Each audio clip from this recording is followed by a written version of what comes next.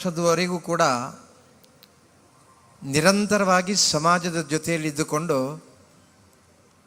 ನಮಗೆಲ್ಲ ಧೈರ್ಯವನ್ನು ತುಂಬುತ್ತಾ ಇರುವಂಥ ಪರಮ ಪೂಜನೀಯ ಶ್ರೀ ಶ್ರೀ ಶ್ರೀ ಮೋಹನದಾಸ್ ಸ್ವಾಮೀಜಿ ಶ್ರೀ ಕ್ಷೇತ್ರ ಮಾಣಿಲ ಇವರ ಅನುಗ್ರಹವನ್ನು ಪ್ರಾರ್ಥಿಸುತ್ತಾ ಇವತ್ತಿನ ಸಭಾಧ್ಯಕ್ಷತೆಯನ್ನು ವಹಿಸಿರುವ ನನ್ನ ಆತ್ಮೀಯರು ಆಗಿರುವ ಶ್ರೀ ಮಹಾವಿಷ್ಣು ಕ್ಷೇತ್ರ ಕುತ್ಯಾಳ ಮತ್ತು ಕೋಟಿ ಚೆನ್ನಯ್ಯ ಕ್ಷೇತ್ರ ಪುತ್ತೂರು ಇಲ್ಲಿಯ ಮೊಕ್ತೇಸರರಾಗಿರುವ ನಮ್ಮ ಕರುನಾಡಿನ ಹೆಮ್ಮೆ ಗಡಿ ಪ್ರದೇಶದಲ್ಲಿ ಹುಟ್ಟಿ ಇವತ್ತು ಚಲನಚಿತ್ರರಂಗದಲ್ಲಿ ಅತ್ಯಂತ ಕೀರ್ತಿಯನ್ನು ಪಡೆದಿರುವಂಥ ಆತ್ಮೀಯ ವಿನೋದಾಳೂರವರೇ, ನಾವು ಒಂದಷ್ಟು ಆತ್ಮವಿಮರ್ಶೆಯನ್ನು ಮಾಡುವಂಥ ಸಂದರ್ಭದಲ್ಲಿ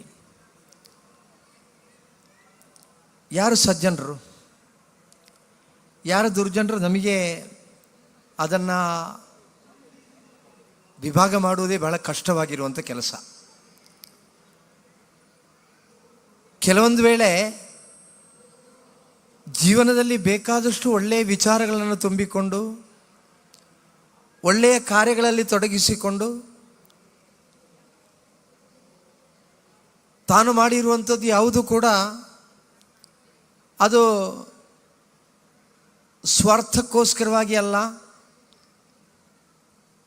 ಅಥವಾ ತಾನು ಮಾಡಿರುವಂಥದ್ದು ಯಾವುದೂ ಕೂಡ ಪ್ರಚಾರವನ್ನು ಪಡ್ಕೊಳ್ಳಿಕ್ಕೋಸ್ಕರವಾಗಿ ಅಲ್ಲ,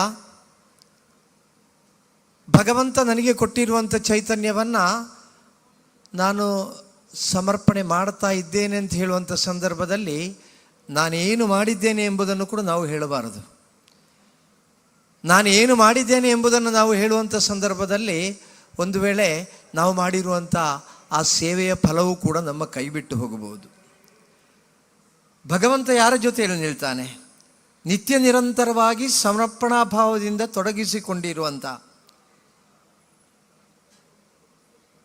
ಈ ಪ್ರಪಂಚದಲ್ಲಿ ನಡೀತಾ ಇರುವಂಥ ವಿದ್ಯಮಾನಗಳಿಂದಲಾಗಿ ತನಗೆ ಏನೇ ಸಿಕ್ಕಿದರೂ ಕೂಡ ಅದು ಭಗವಂತನ ಪ್ರಸಾದ ಎಂಬ ಭಾವನೆಯೊಂದಿಗೆ ತೊಡಗಿಸಿಕೊಳ್ಳುವವರ ಜೊತೆಯಲ್ಲಿ ಯಾವತ್ತೂ ಕೂಡ ಭಗವಂತ ನಿಲ್ತಾನೆ. ಅಲ್ಲದಿದ್ದರೆ ನಾವು ಕೆಲವೊಮ್ಮೆ ಎಣಿಸ್ತೇವೆ ತುಂಬ ಸಜ್ಜನರು ಅಂತ, ಆದರೆ ಆ ಸಜ್ಜನರು ಕೇವಲ ನಮ್ಮ ಕಣ್ಣಿಗೆ ಕಾಣುವಾಗ ಮಾತ್ರ ಇರ್ತಾರಷ್ಟೇ. ಅವರೊಳಗಿರುವಂಥ ಯಾವ ದುಷ್ಟ ಚಿಂತೆಗಳಿವೆಯೋ ಆ ಚಿಂತನೆಗಳು ಒಂದಲ್ಲ ಒಂದು ದಿವಸ ಹೊರಗೆ ಬಂದೇ ಬರ್ತದೆ. ಆ ಹೊರಗೆ ಬರುವಂಥ ಸಂದರ್ಭದಲ್ಲಿ ಇಡೀ ಸಮಾಜಕ್ಕೆ ಅರ್ಥ ಆಗ್ತದೆ, ಇವರು ಸಜ್ಜನರಲ್ಲ, ಇವರು ದುರ್ಜನರೇ ಅಂತ. ನಮ್ಮ ಕ್ಷೇತ್ರದ ಬ್ರಹ್ಮಕಲಶೋತ್ಸವದ ಬಗ್ಗೆ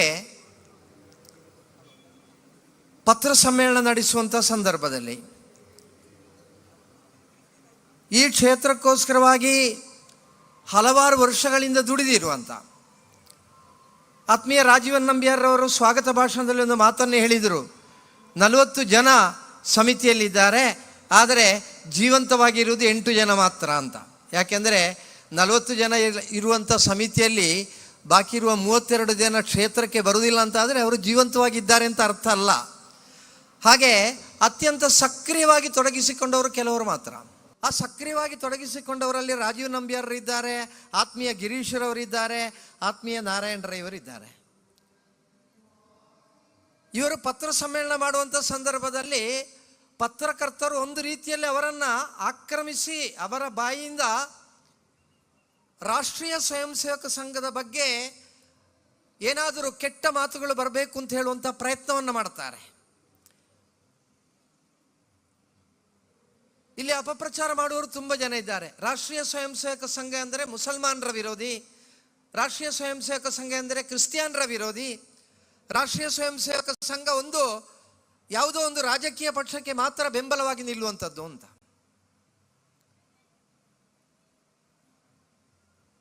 ಆದರೆ ಆ ಪತ್ರ ಸಮ್ಮೇಳನದಲ್ಲಿ ಅವರು 3 ಕೂಡ ಬಿಟ್ಟುಕೊಡಲಿಲ್ಲ. ಎಷ್ಟೇ ಆಕ್ರಮಿಸಿದರೂ ಕೂಡ ಅವರು ಬಿಟ್ಟುಕೊಡಲಿಲ್ಲ. ಕೊನೆಗೆ ಪತ್ರಕರ್ತರು ಹೇಳ್ತಾರೆ, ನೀವು ಯಾಕೆ ಇಲ್ಲಿಯ ಶಾಸಕರನ್ನು ಕರೀಲಿಲ್ಲ ಅಂತ. ನಾವು ಶಾಸಕರ ಬಗ್ಗೆ ಅತ್ಯಂತ ಗೌರವದ ಭಾವನೆಯನ್ನು ಹೊಂದಿರುವವರು. ನಮಗೆ ಯಾವುದೇ ರೀತಿಯ ರಾಜಕೀಯವಾಗಿರತಕ್ಕಂಥ ಚಿಂತನೆ ಇಲ್ಲ, ಅಥವಾ ರಾಜಕೀಯವಾಗಿರುವಂಥ ಚಿಂತನೆ ಇದ್ದರೂ ಕೂಡ ಅದನ್ನು ದೇವಾಲಯದ ಒಳಗೆ ನಾವು ತರುವವರಲ್ಲ. ಹಲವಾರು ವರ್ಷಗಳಿಂದ ಇಲ್ಲಿಯ ಜೀರ್ಣೋದ್ಧಾರ ಕಾರ್ಯ ನಡೀತಾ ಇದೆ. ಈ ಜೀರ್ಣೋದ್ಧಾರ ಕಾರ್ಯದಲ್ಲಿ ಇಲ್ಲಿಯ ಪ್ರಧಾನ 3 ಪಕ್ಷಗಳ ನಾಯಕರು, ಆತ್ಮೀಯ ರಾಜೀವ ನಂಬ್ಯಾರು ಒಂದು ರಾಜಕೀಯ ಪಕ್ಷದಲ್ಲಿ ಗುರುತಿಸಿಕೊಂಡವರಾಗಿದ್ದರೆ, ಆತ್ಮೀಯ ಗಿರೀಶ್ರವರು ಒಂದು ರಾಜಕೀಯ ಪಕ್ಷದಲ್ಲಿ ಗುರುತಿಸಿಕೊಂಡವರು, ಅದೇ ರೀತಿ ನನ್ನ ಹಾಗೆ ಇರುವವರೆಲ್ಲರೂ ಕೂಡ ಒಂದು ರಾಜಕೀಯ ಪಕ್ಷದಲ್ಲಿ ಗುರುತಿಸಿಕೊಂಡವರು. ನಾವೆಲ್ಲಿಯೂ ಕೂಡ ದೇವಾಲಯದಲ್ಲಿ ರಾಜಕೀಯವಾಗಿರುವಂಥ ಚಿಂತನೆಯಲ್ಲಿ ತೊಡಗಿಸಿಕೊಳ್ಳಿಲ್ಲ, ರಾಜಕೀಯವಾಗಿರತಕ್ಕಂಥ ಭಾವನೆಯೂ ಇಲ್ಲ. ಒಂದು ವೇಳೆ ಶಾಸಕರನ್ನು ಕರೀಲಿಲ್ಲ ಯಾಕೆ ಅಂತ ಕೇಳಿದರೆ, ಆ ಶಾಸಕರನ್ನು ಕರಿಬಹುದಿತ್ತು. ನಾನು ಯಾವತ್ತೂ ಕೂಡ ಯಾರನ್ನು ದೂಷಿಸುವುದಿಲ್ಲ, ಆದರೆ ಅತ್ಯಂತ ಅನಿವಾರ್ಯವಾಗಿ ಈ ರೀತಿ ಆಕ್ರಮಿಸುವಂಥ ಸಂದರ್ಭದಲ್ಲಿ ಉತ್ತರವನ್ನು ಕೊಡಬೇಕಾಗ್ತದೆ. ಒಬ್ಬ ಜನರ ಮತದಿಂದ ಚುನಾಯಿಸಲ್ಪಟ್ಟಿರುವಂಥ ಜನಪ್ರತಿನಿಧಿ ಅಂದರೆ ಅವನು ಜನತೆಯ ಪ್ರತಿನಿಧಿಯಾಗಿದ್ದರೆ, ಒಂದು ವೇದಿಕೆಯಲ್ಲಿ ಸಭಾ ಕಾರ್ಯಕ್ರಮ ನಡೆಯುವಂಥ ಸಂದರ್ಭದಲ್ಲಿ ಆ ಸಭಾ ಕಾರ್ಯಕ್ರಮವನ್ನು ದೀಪ ಬೆಳಗಿಸಿ ಉದ್ಘಾಟನೆ ಮಾಡುವುದಾಗಿದ್ದರೆ, ಅವರು ದೀಪ ಬೆಳಗಿಸಿ ಉದ್ಘಾಟನೆ ಮಾಡುವಂಥ ಸಂದರ್ಭದಲ್ಲಿ ನಾವೆಲ್ಲರನ್ನು ಕೂಡ ದೇವಾಲಯಕ್ಕೆ ಕರೀತೇವೆ. ಅಲ್ಲಿಯವರೆಗೆ ಹಿಂದೂಗಳ ಆಚಾರ ಇದೆ, ಸಂಸ್ಕಾರ ಇದೆ, ಸಂಪ್ರದಾಯ ಇದೆ. ನಮ್ಮ ದೇವಾಲಯದಲ್ಲಿ ನಡಿಬೇಕಾದಂಥ ಅನುಷ್ಠಾನಗಳು ಹೇಗೆ ಎಂಬ ನಿಯಮ ಇದೆ. ಅದು ಶಾಸಕರನ್ನು ದೂರ ಇಡಬೇಕು, ಮುಸಲ್ಮಾನರನ್ನು ದೂರ ಇಡಬೇಕೆಂಬ ಭಾವನೆಯೊಂದಿಗೆ ಮಾಡುವಂಥದ್ದಲ್ಲ. ನಾವೆಲ್ಲರನ್ನು ಕೂಡ ಸ್ವಾಗತಿಸ್ತೇವೆ. ಮಧೂರು ಮದನಂತೇಶ್ವರ ಸಿದ್ಧಿವಿನಾಯಕ ದೇವರ ಸನ್ನಿಧಿಯಲ್ಲಿ ಧ್ವಜಸ್ತಂಭದ ಅಡಿಯಲ್ಲಿ ಪ್ರಸಾದ ಸ್ವೀಕರಿಸುವಂಥ ಒಂದು ಗೌರವಯುತವಾಗಿರುವಂಥ ಒಂದು ಸ್ಥಾನ ಒಬ್ಬ ಮುಸಲ್ಮಾನ ಬಂದು ಇಲ್ಲಿಯ ಮೊಗ್ರಾಲ್ ಪುತ್ತೂರಿನ ಕುഞ്ഞിപ്പಕ್ಕಿ ಎಂಬ ಆ ವ್ಯಕ್ತಿಯ ಕುಟುಂಬಕ್ಕೆ ಇದೆ ಅಂತಾದರೆ ಹಿಂದೂಗಳು ಸಾಮರಸ್ಯವನ್ನು ಬಯಸಿದವರು ಎಂಬುದನ್ನು ಅರ್ಥವಿಸಿಕೊಳ್ಳಬೇಕು. ಅದಕ್ಕೆ ಬದಲಾಗಿ ಅವಕಾಶ ಸಿಕ್ಕುವಂಥ ಸಂದರ್ಭದಲ್ಲಿ ಯಾರ್ಯಾರನ್ನು ಆಕ್ರಮಿಸಲಿಕ್ಕಿರುವಂಥ ಪ್ರಯತ್ನವನ್ನು ಮಾಡುವಂಥ ಈ ಕೀಳು ಸಂಸ್ಕಾರವನ್ನು ಬಿಡಬೇಕು. ನಾವು ರಾಜಕೀಯ ಕ್ಷೇತ್ರದಲ್ಲಿ ಇರುವವರೆಲ್ಲರೂ ಕೂಡ ಆ ಹೊರಗಿಳಿಯುವಂಥ ಸಂದರ್ಭದಲ್ಲಿ ರಾಜಕೀಯ ಚಿಂತನೆಯನ್ನು ಮಾಡಿರಬಹುದು. ಆದರೆ ಎಲ್ಲಿಯೂ ಕೂಡ ನಾವೆಲ್ಲರೂ ಕೂಡ ದೇವರಲ್ಲಿ ಸಮರ್ಪಣಾ ಭಾವದಿಂದ ಆ ದೇವರ ಕಾರ್ಯ ಎಂಬ ಭಾವನೆಯೊಂದಿಗೆ ತೊಡಗಿಸಿಕೊಂಡವರು ಆದ ಕಾರಣ ಇಂಥ ಕೀಳು ರೋಗ ಇನ್ನು ಮುಂದಕ್ಕಾದರೂ ಕೂಡ ನಿಲ್ಲಬೇಕು. ಯಾರನ್ನು ಕೂಡ ಈ ರೀತಿ ಆಕ್ರಮಿಸಿ ತನ್ಮೂಲಕವಾಗಿ ನಿಮ್ಮ ಬೇಳೆಯನ್ನು ಬೇಯಿಸಿಕೊಳ್ಳಿಕ್ಕಿರುವಂಥ ಪ್ರಯತ್ನವನ್ನು ಮಾಡಿದರೆ, ಒಬ್ಬ ರಾಷ್ಟ್ರೀಯ ಸ್ವಯಂ ಸೇವಕ ಸಂಘದವರು ಮತ್ತೊಬ್ಬರು ಇಲ್ಲಿಯ ರಾಜ್ಯದ ಆಳುತ್ತಿರುವಂಥ ಸರ್ಕಾರವನ್ನು ಪ್ರತಿನಿಧೀಕರಿಸುವಂಥ ಕಮ್ಯುನಿಸ್ಟ್ ಪಕ್ಷದ ವ್ಯಕ್ತಿ, ಮತ್ತೊಬ್ಬರು ಇಲ್ಲಿಯ ಇಂಡಿಯನ್ ನ್ಯಾಷನಲ್ ಕಾಂಗ್ರೆಸ್ಸಿನ ವ್ಯಕ್ತಿ, ಈ 3 ಪಕ್ಷಗಳನ್ನು ಪ್ರತಿನಿಧೀಕರಿಸುವಂಥವರು ಅಲ್ಲಿ ಇದ್ದರು. ಅವರು 3 ಕೂಡ ಮಾತನಾಡಿದ್ದು ಒಂದೇ ಸ್ವರದಲ್ಲಿ, ಒಂದೇ ಭಾವನೆಯಲ್ಲಿ. ಯಾರಿಗೂ ಕೂಡ ನಮ್ಮನ್ನು ಬೇರೆ ಮಾಡಲಿಕ್ಕೆ ಸಾಧ್ಯ ಇಲ್ಲ, ಯಾಕೆಂದರೆ ಇದು ಹಿಂದೂ ಸಮಾಜ. ಬಂಧುಗಳೇ, ನಮಗೆ ಶಿಸ್ತನ್ನು ಕಲಿಸಿರುವಂಥದ್ದು, ನಮಗೆ ಸಂಸ್ಕಾರವನ್ನು ಕಲಿಸಿರುವಂಥದ್ದು. ಒಂದು ವೇಳೆ ನಾವೆಲ್ಲರೂ ಕೂಡ ಇವತ್ತಿಗೂ ಕೂಡ ನಮ್ಮ ಕ್ಷೇತ್ರವನ್ನು ಈ ರೀತಿಯಾಗಿ ಉಳಿಸಿಕೊಂಡು ಬರಲಿಕ್ಕಿರುವಂಥ ಒಂದು ಅವಕಾಶವಿದ್ದಲ್ಲಿ ಅದರಲ್ಲಿ ರಾಷ್ಟ್ರೀಯ ಸ್ವಯಂ ಸೇವಕ ಸಂಘದ ಪಾಲು ಬಹು ದೊಡ್ಡದು. ಆದ ಕಾರಣ ನಮಗೆ ಯಾವತ್ತೂ ಕೂಡ ರಾಷ್ಟ್ರೀಯ ಸ್ವಯಂ ಸೇವಕ ಸಂಘ ತಾಯಿಯ ಸ್ಥಾನದಲ್ಲಿ ನಿಲ್ಲೋದು. ನಾವು ಇವತ್ತು ವೇದಿಕೆಯಲ್ಲಿದ್ದೇವೆ. ಈಗ ತುಂಬ ಬಿಸಿ ಬಿಸಿಯಾಗಿರುವಂಥ ಸಮಯ. ಆ ಸಂದರ್ಭದಲ್ಲಿ ಎಲ್ಲರೂ ಕೂಡ ಊಟ ಆದ ಕೂಡಲೇ ಹುಡುಕೋದು. ಒಂದು ವೇಳೆ ಇಲ್ಲಿ ಕಾರ್ಯಕ್ರಮ ನಡೀತಾ ಇದೆ ಅಂತಂದರೆ ಕಾರ್ಯಕ್ರಮ ವೀಕ್ಷಿಸುವಂಥ ಆಸಕ್ತಿ ಇಲ್ಲ ಇದ್ದರೂ ಕೂಡ ಒಳ್ಳೆಯ ಫ್ಯಾನ್ ತಿರುಗುತ್ತಾ ಇದೆ, ಒಂದು 10 ನಿಮಿಷ ಗಾಳಿಯನ್ನು ಪಡೆಯುವಂಥ ನಾವು ಇಲ್ಲಿ ಬಂದು ಕೂತ್ಕೊಳ್ತೇವೆ. ಕ್ಷೇತ್ರದ ಒಳಗೆ ಹೋಗಿ ದೇವರ ದರ್ಶನ ಮಾಡಿ ಬಂದವರು ಕೂಡ ಬಂದು ಅಲ್ಲಿ ಎಲ್ಲಿ ಗಾಳಿ ಬರ್ತಾ ಇದೆ ಆ ಗಾಳಿ ಬರುವಲ್ಲಿ ಕೂತ್ಕೊಳ್ತಾರೆ. ಆದರೆ ಬೆಳಿಗ್ಗಿನಿಂದ ರಾತ್ರಿಯ ತನಕ ಇಲ್ಲಿ ನಡೀತಾ ಇರತಕ್ಕಂಥ ಈ ಕಾರ್ಯಕ್ರಮದ ಯಶಸ್ಸಿಗೋಸ್ಕರವಾಗಿ ಪಾರ್ಕಿಂಗಿನಲ್ಲಿ, ಟಾಯ್ಲೆಟ್ನ ಹತ್ರ, ಅದೇ ರೀತಿ ಬೇರೆ ಬೇರೆ ಕಡೆಗಳಲ್ಲಿ ನಿರಂತರವಾಗಿ ತೊಡಗಿಸಿಕೊಳ್ಳುವವರಿದ್ದಾರಲ್ಲ, ಅವರ ಹೆಸರು ಎಲ್ಲಿಯೂ ಕೂಡ ಬರುವುದಿಲ್ಲ. ಅವರಿಗೆ ಯಾರು ಕೂಡ ಗೌರವಾರ್ಪಣೆಯನ್ನು ಮಾಡುವುದಿಲ್ಲ, ಅವರಿಗೆ ಯಾರು ಶಾಲನ್ನು ಹಾಕುವುದಿಲ್ಲ, ಅವರಿಗೆ ಯಾರು ಮಾಲೆಯನ್ನು ಹಾಕುವುದಿಲ್ಲ. ಆದರೆ ಆಗ ಪೂಜ್ಯ ಶಿರೂರು ಮಠಾಧೀಶರು ಹೇಳಿರುವಂಥ ಮಾತು, ಆನೆ ದೇವರ ಭಕ್ತ ಆಗಿದ್ದರೆ ಮೊಸಳೆ ಆ ದೇವರ ಕಾಲು ಹಿಡಿದದ್ದು ಮಾತ್ರ. ಆದ ಕಾರಣ ಯಾವತ್ತೂ ಕೂಡ ದೇವರು ಒಲಿಯಿರುವುದು ಆನೆಗಲ್ಲ, ಆ ಮೊಸಳೆಗೆ ಅಂತ ಹೇಳುವ ರೀತಿಯಲ್ಲಿ ಈ ಸ್ವಯಂ ಸೇವಕರು ಯಾರಿದ್ದಾರೆ ಇದಕ್ಕೋಸ್ಕರವಾಗಿ ಅಹೋರಾತ್ರಿ ದುಡಿದು ಬಿಸಿಲನ್ನು ಲೆಕ್ಕಿಸದೆ ಯಾರು ದುಡಿದಿದ್ದಾರೋ ಅವರೆಲ್ಲರ ಪರಿಶ್ರಮದ ಫಲ ಇದ್ದ ಕಾರಣ ಮಾತ್ರ ಇವತ್ತು ಈ ಕ್ಷೇತ್ರದ ಎಲ್ಲ ಕಾರ್ಯಗಳು ಕೂಡ ಅತ್ಯಂತ ಯಶಸ್ವಿಯಾಗಿ ಮುಂದುವರಿತಾ ಇದೆ. ಅಂತಹ ಆ ಯಾವ ಸೇವೆಯನ್ನು ಮಾಡ್ತಾ ಇದ್ದಾರೋ ಆ ಸೇವೆ ಮಾಡಿದವರಿಂದಲಾಗಿ ಮಾತ್ರ ಇವತ್ತು ಈ ಕ್ಷೇತ್ರ ಸಂಪನ್ನವಾಗಿದೆ ಎಂಬುದನ್ನು ನಾನು ಖಡಾಖಂಡಿತವಾಗಿ ಹೇಳಬೇಕಾಗ್ತದೆ.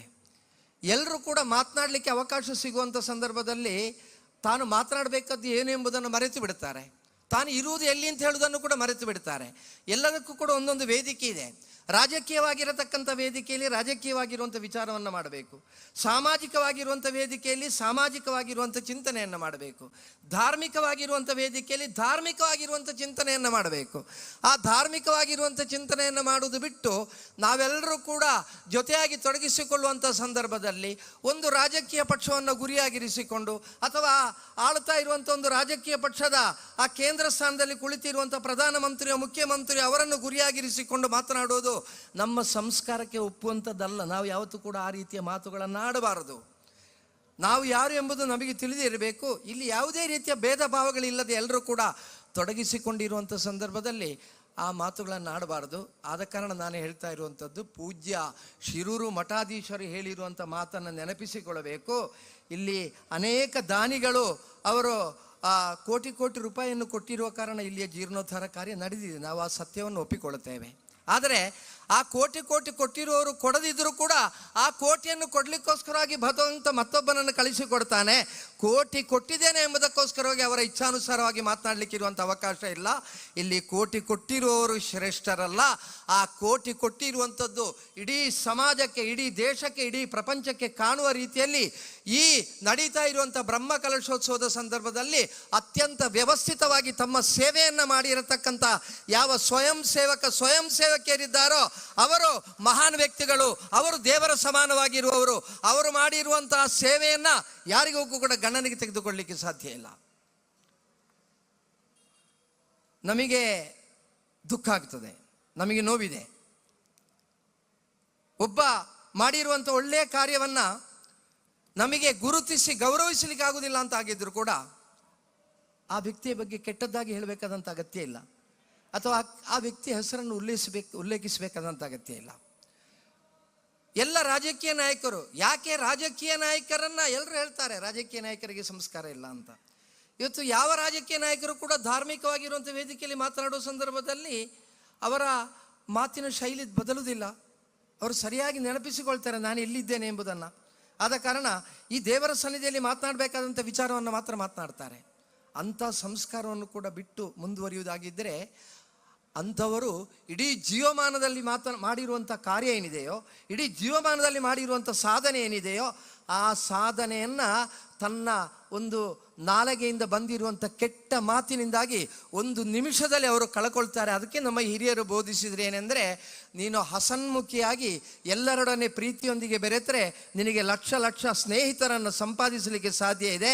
ಅದೇ ಬದಲಾಗಿ ನೀನು ಮುಖ ಗಂಟಿಕ್ಕಿ ನಿನ್ನ ನಾಲಿಗೆಯಿಂದ ಒಂದು ಕೆಟ್ಟ ಮಾತನ್ನಾಡಿದರೆ ಅದೇ ಕ್ಷಣದಲ್ಲಿ ಲಕ್ಷ ಲಕ್ಷ ಶತ್ರುಗಳನ್ನು ಕೂಡ ಸಂಪಾದನೆ ಮಾಡಲಿಕ್ಕೆ ಸಾಧ್ಯ ಇದೆ ಎಂಬ ಆ ವಿಚಾರ ಏನಿದೆಯೋ ಅದನ್ನೆಲ್ಲರೂ ಕೂಡ ಅರ್ಥವಿಸಬೇಕು. ದಯವಿಟ್ಟು ರಾಜಕೀಯ ಕ್ಷೇತ್ರದಲ್ಲಿ ಇರುವವರು ಕೇವಲ ಓಟಿಗೋಸ್ಕರವಾಗಿ ಮಾತ್ರ ಬರುವುದಲ್ಲ, ಬದಲಾಗಿ ಆ ರಾಜಕೀಯ ಕ್ಷೇತ್ರದಲ್ಲಿ ಇರೋರು, ನಾನು ಅದಕ್ಕೆ ಆಗಲೇ ಉಲ್ಲೇಖಿಸಿದೆ, ಇಲ್ಲಿರುವ ಭಾರತೀಯ ಜನತಾ ಪಾರ್ಟಿಯ ಕಾರ್ಯಕರ್ತರು, ಇಲ್ಲಿಯ ಇಂಡಿಯನ್ ನ್ಯಾಷನಲ್ ಕಾಂಗ್ರೆಸ್ಸಿನ ಕಾರ್ಯಕರ್ತರು, ಇಲ್ಲಿಯ ಕಮ್ಯುನಿಸ್ಟ್ ಪಾರ್ಟಿಯ ಕಾರ್ಯಕರ್ತರು ಎಲ್ಲರೂ ಕೂಡ ಕೇವಲ ನಿನ್ನೆ ಮೊನ್ನೆಯಿಂದ ದುಡಿದಿರುವಂಥದ್ದಲ್ಲ. ಸುಮಾರು 8-10 ವರ್ಷಗಳಿಂದ ಅಹೋರಾತ್ರಿ ದೇವರ ಕಾರ್ಯಕ್ಕೋಸ್ಕರವಾಗಿ ದುಡಿದಿರುವವರು ನಾಳೆ ಒಂದು ವೇಳೆ ಚುನಾವಣೆ ಬರುವಂಥ ಸಂದರ್ಭದಲ್ಲಿ ಅವರು ನಿಮ್ಮ ಮನೆ ಬಾಗಿಲಿಗೆ ಓಟು ಕೇಳಲಿಕ್ಕೆ ಬರ್ಬೋದು. ಆಗ ನಿಮಗೆ ಹೇಳಲಿಕ್ಕೆ ಸಾಧ್ಯ ಇಲ್ಲ ನೀನು ಓಟಿಗಾಗುವಾಗ ಮಾತ್ರ ಬಂದಿದ್ದಂತ ಹೇಳಲಿಕ್ಕೆ ಆಗೋದಿಲ್ಲ. ಬದಲಾಗಿ ನೀನು ಆ ಮದನಂತೇಶ್ವರ ಸಿದ್ಧಿವಿನಾಯಕನ ಸನ್ನಿಧಿಯಲ್ಲಿ ನೀನು ಸೇವೆಯನ್ನು ಮಾಡುವುದನ್ನು ನಾನು ಗಮನಿಸಿದ್ದೇನೆ ಅಂತ ಹೇಳುವಂಥ ಮಾತನ್ನು ಎಲ್ಲರೂ ಹೇಳಬೇಕಾಗ್ತದೆ ಬಂಧುಗಳೇ. ಆದ ಕಾರಣ ರಾಜಕೀಯದಲ್ಲಿರುವವರು ಕೇವಲ ಓಟಿಗೋಸ್ಕರವಾಗಿ ಮಾತ್ರ ಬರ್ತಾರೆ ಎಂಬುದು ತಪ್ಪು ಕಲ್ಪನೆ. ರಾಜಕೀಯ ಕ್ಷೇತ್ರದಲ್ಲಿ ಇರುವವರಾಗಿರಲಿ, ಧಾರ್ಮಿಕ ಕ್ಷೇತ್ರದಲ್ಲಿ ಇರುವವರಾಗಿರಲಿ, ಸಾಮಾಜಿಕವಾಗಿರುವಂಥ ಕ್ಷೇತ್ರದಲ್ಲಿ ಇರುವವರಾಗಿರಲಿ, ಯಾರಿಗೆ ನಾನು ಯಾರು ಅಂತ ಗೊತ್ತಿದೆಯೋ ಆ ಗೊತ್ತಿರೋರು ಯಾವತ್ತೂ ಕೂಡ ಸರಿಯಾಗಿರ್ತಾರೆ. ಆ ಗೊತ್ತಿಲ್ಲದವರು ಯಾವ ಕ್ಷೇತ್ರದಲ್ಲಿದ್ದರೂ ಕೂಡ ಅವರು ಆ ಕ್ಷೇತ್ರಕ್ಕೆ ಅಪಚಾರವನ್ನೇ ಎಸಗುತ್ತಾರೆ ಎಂಬುದರಲ್ಲಿ ಯಾವುದೇ ರೀತಿಯ ಸಂಶಯ ಇಲ್ಲ. ನಾನು ಯಾರೊಬ್ಬನನ್ನು ನೋಯಿಸಲಿಕ್ಕೋಸ್ಕರವಾಗಿ ಹೇಳ್ತಾ ಇಲ್ಲ, ಆದರೆ ಬದಲಾಗಿ ಈ ದೇವಾಲಯಕ್ಕೋಸ್ಕರವಾಗಿ ದುಡಿತಾ ಇರುವಂಥ ಲಕ್ಷ ಲಕ್ಷ ಕಾರ್ಯಕರ್ತರ ಮನಸ್ಸಿಗೆ ನೋವಾಗುವಂಥ ಸಂದರ್ಭದಲ್ಲಿ ನಾವು ಯಾವತ್ತೂ ಕೂಡ ಒಂದು ದೇವರ ಸೇವೆ, ನಾನೊಂದು ಸಂಘಟನಾತ್ಮಕವಾಗಿ ತೊಡಗಿಸಿಕೊಂಡಿರುವಾಗ ಕಾರ್ಯಕರ್ತರ ಭಾವನೆ ಇದನ್ನು ಗೌರವಿಸುವರು. ಆದ ಕಾರಣ ದಯವಿಟ್ಟು ಹಿರಿಯರು ಯಾವತ್ತೂ ಕೂಡ ಸಮಾಜಕ್ಕೆ ಮಾರ್ಗದರ್ಶನ ಮಾಡಬೇಕು. ಹಿರಿಯರೇ ಆ ದಾರಿ ತಪ್ಪಿದರೆ, ನಮ್ಮ ಮಲಯಾಳದಲ್ಲಿ ಒಂದು ಮಾತಿದೆ, ಮೋಂದಾಯ ಮಳഞ്ഞാൽ 64 ಬಳೆಯುವಂತ ಒಂದು ಮಾತಿದೆ. ಮೋಂದಾಯವೇ ಅದು ಬಳಕಿದರೆ ಮತ್ತೆ ಎಲ್ಲವೂ ಕೂಡ ಬಳಕಿ ಹೋಗ್ತದೆ. ಆ ಪರಿಸ್ಥಿತಿ ಬರಬಾರ್ದು. ಏನಿದ್ರೂ ಕೂಡ ನಾವೆಲ್ಲರೂ ಕೂಡ ಸಮಾಜದ ಪ್ರಯತ್ನವನ್ನು ಮಾಡೋಣ. ಸಮಾಜದಲ್ಲಿ ಇರುವವರೆಲ್ಲರೂ ಕೂಡ ಜೊತೆಯಾಗಿ ಮುಂದುವರಲಿಕ್ಕೆ ಇರುವಂಥ ಪ್ರಯತ್ನವನ್ನು ಮಾಡೋಣ. ಎಲ್ಲೆಲ್ಲಿ ಯಾವ್ಯಾವ ಸಮಯದಲ್ಲಿ ಏನೇನು ಕಾರ್ಯಗಳಾಗಬೇಕೋ ಅದೆಲ್ಲವನ್ನು ಕೂಡ ದೇವರು ಮಾಡಿಸ್ತಾರೆ. ನಾವು ಅದನ್ನು ಹಿಂಬಾಲಿಸಿಕೊಂಡು ಹೋಗುವಂಥ ಕರ್ತವ್ಯವನ್ನು ಮಾತ್ರ ಮಾಡಿದರೆ ಸಾಕು ಅಂತ ಹೇಳಿ ಹೇಳ್ತಾ, ಈ ಕ್ಷೇತ್ರದ ಜೀರ್ಣೋದ್ಧಾರಕ್ಕೋಸ್ಕರವಾಗಿ ಎಷ್ಟೋ ವರ್ಷಗಳಿಂದ ತಮ್ಮ ತನು ಮನ ಧನಗಳನ್ನು ಸಮರ್ಪಣೆ ಮಾಡಿ ದುಡಿದಿರುವಂಥ, ಈಗ ಈ ಬ್ರಹ್ಮಕಲಶಕ್ಕೆ ಪ್ರಾರಂಭ ಮಾಡಿದ ನಂತರ ಕೆಲವರನ್ನು ನಾವು ಹೆಸರಿಡಿದು ಕರೆಯುವಾಗ 3 ಸಲ ಕಳೆದರೂ ಕೂಡ ಅವರಿಗೆ ಕೇಳುವುದಿಲ್ಲ. ಯಾಕೆಂದರೆ ಅವರು ಕೇಳುವ ಸ್ಥಿತಿಯಲ್ಲಿ ಇಲ್ಲ. ಅಷ್ಟು ಕೂಡ ಅವರ ಆಯಾಸದಿಂದಿದ್ದಾರೆ. 7ನೇ ತಾರೀಕಿನವರೆಗೆ ಒಮ್ಮೆ ಕಳೆದ್ರೆ ಎಲ್ಲ ಜವಾಬ್ದಾರಿ ಮುಗೀತು ಅಂತ ಹೇಳುವಂಥ ಭಾವನೆಯೊಂದಿಗಿದ್ದಾರೆ. ಅವರಿಗೆ 3 ಸಲ ಅವರ ಹೆಸರು ಕೂಗಿ ಕರೆದ್ರೂ ಗೊತ್ತಾಗೋದಿಲ್ಲ. ಕೆಲವು ಕೇಳ್ಬೋದು ಅವರಿಗೆ, ಬ್ರಹ್ಮಕಲಶ ಶುರುವಾದ ನಂತರ ಗಣ್ಯ ಮಾಡೋದಿಲ್ಲ ಅಂತ. ಗಣ್ಯ ಮಾಡೋದಲ್ಲ, ಅವರಿಗೆ ಅವರನ್ನೇ ನಿಯಂತ್ರಿಸಿಕೊಳ್ಳಿಕ್ಕೆ ಆಗ್ತಾ ಇಲ್ಲ. ಆ ದುಡಿದಿರುವಂಥ ಎಲ್ಲರಿಗೂ ಕೂಡ ಆ ಮದನಂತೇಶ್ವರ ಸಿದ್ಧಿವಿನಾಯಕ ಒಳಿತನ್ನು ನೀಡಬೇಕು. ನಮಗೆ ಮಧೂರು ಕ್ಷೇತ್ರ, ನಮ್ಮ ಸೀಮೆಯಲ್ಲಿ ಇರುವಂಥ 4 ಕ್ಷೇತ್ರಗಳು ಮಾತ್ರ ಅಲ್ಲ, ಈ ಪ್ರದೇಶದಲ್ಲಿರುವಂಥ ಎಲ್ಲ ಕ್ಷೇತ್ರಗಳಲ್ಲಿ ನಡೆಯುವಂಥ ದೈವಿಕವಾಗಿರುವಂಥ ಕಾರ್ಯದಲ್ಲಿ ಇಡೀ ಹಿಂದೂ ಸಮಾಜ ಒಗ್ಗಟ್ಟಾಗಿ ನಿಂತುಕೊಂಡು ನಾವು ಸೇವೆಯನ್ನು ಸಮರ್ಪಿಸಬೇಕು. ನಮ್ಮನ್ನು ನುಂಗ್ಲಿಕ್ಕೋಸ್ಕರವಾಗಿ ಯಾರಾದರೂ ಬರ್ತಾರೆ ಅಂತ ಇದ್ದರೆ, ಆ ನುಂಗ್ಲಿಕ್ಕೆ ಬರುವವರಿಗೆ ನಾವೆಲ್ಲರೂ ಒಂದೇ ಎಂಬ ಉತ್ತರವನ್ನು ಕೊಡುವ ಮಟ್ಟಕ್ಕೆ ನಾವು ಹಿಂದೂ ಸಮಾಜವನ್ನು ಬೆಳೆಸಬೇಕು ಅಂತ ಹೇಳುವಂಥ ವಿನಮ್ರವಾಗಿ ಇರುವಂಥ ವಿನಂತಿಯನ್ನು ಮಾಡುತ್ತಾ, ಅದಕ್ಕೆ ಶ್ರೀ ದೇವರ ಗುರುಗಳ ಅನುಗ್ರಹ ಇರಲಿ ಎಂಬ ಪ್ರಾರ್ಥನೆಯೊಂದಿಗೆ ವಿರಮಿಸ್ತೇನೆ. ಜೈ ಹಿಂದ್.